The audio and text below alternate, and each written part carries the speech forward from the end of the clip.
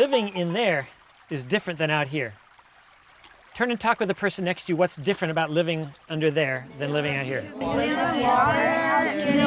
then you'd have to have fuels, and you don't have fuel around. Colder? Yeah, I think it's colder underwater probably than above water. Yeah. What are some things that are different for living in there? None. They currently have to move due to currents. So there's a current in there. So when you're standing here, you can just stand here, right? Unless there's a super strong wind.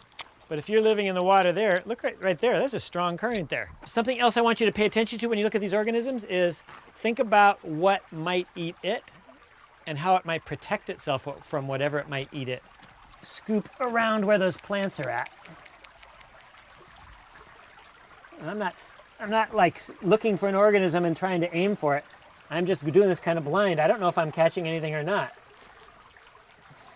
But I know I'm going to places where there might be organisms living there. Find as many organisms as you can. Put them in cups, save all of them. I caught something. It's huge too. Ooh.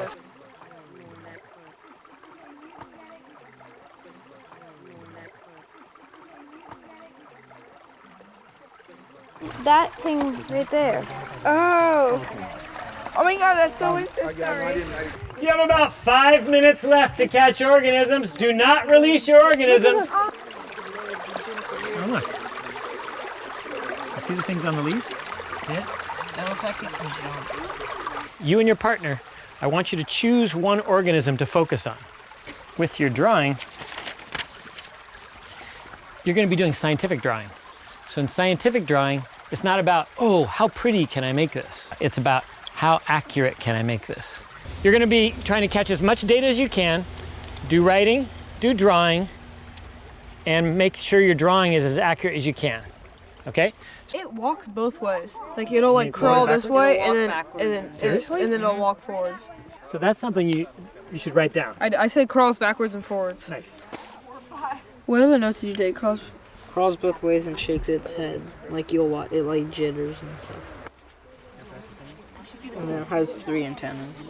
Yeah, like it uses that. I think these are for like defending himself from predators.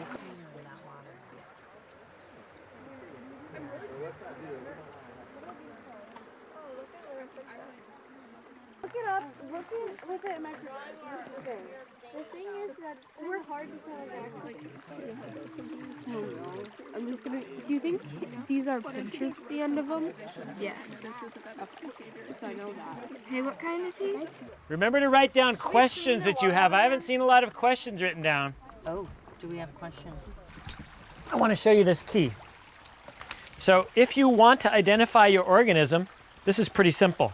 So let's say that you found something that looks kind of like a worm. First thing it says is shells or no shells. Which one would you go to? If you want to find out some information about your organism besides for your own observations, then we have a little guide here. Oh, this is a dragonfly larva. Then, does it have legs? Yeah. Yeah. Does it have 10 legs or 3 pairs of legs? Does it have wings or no wings? No, it's this one. It's this one. Yeah, you have 3 legs. It's this one. See? No. Yeah, because Yeah, this one. it's this one.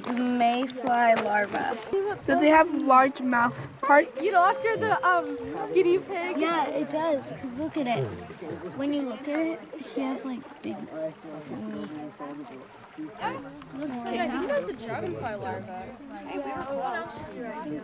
Well, that's what it said in our packet, so I think it's another word. What's it? We discovered what our organism is. What is it? It's a threadworm. It's a threadworm. Let's see. Because it Let's see it. Show me on the key. it's small, hair-like, swims in S shape. Let's and see. it has hairs. Because and it the has hairs little hairs on it. collect the dirt. Where are the hairs? So let's threadworm. look at the shapes right This, here. oh yeah. What's the difference between them? This here? tiny worm, also known as a threadworm or legs. roundworm, is commonly found in the bottom muck or on bottom plants throughout the world. Wait, what was the other one we thought it might be? The Tubulac? The tube flex worm. Okay, this aquatic angelworm is right at home in mucky water, sometimes called a sledgeworm. It will even live in grossly polluted water. It buries its... I don't think that's it, because this water isn't polluted. Keep on reading though. Now I'm not sure because it looks like he's trying to eat that piece of dirt with that side. No. But what, she's like dragging it in, picking it up? Okay, I think... Oh, Phil, I have a good observation. I think that he tracks it. He moves around with this side, but that's where his head really is. There's pretty good discovery, Nate. Yeah. You're going to choose between you and your partner. Let's say we're partners.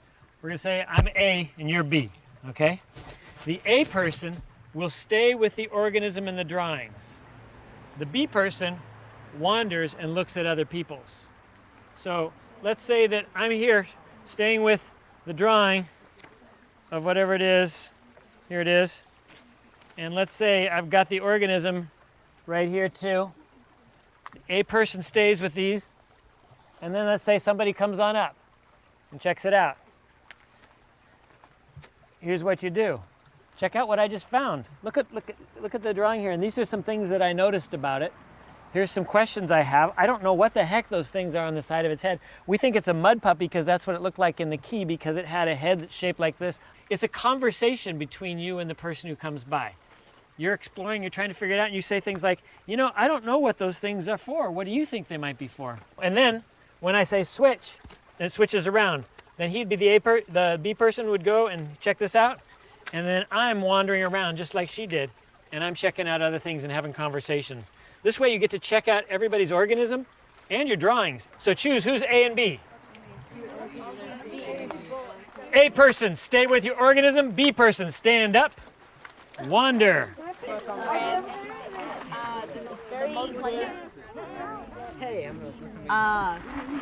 Frank kind of grows and shrinks, like as you can see. Oh yeah. When we actually, Natalie dropped him for a minute, and so he was like probably that small, but now as you can see he's like that big. Yeah.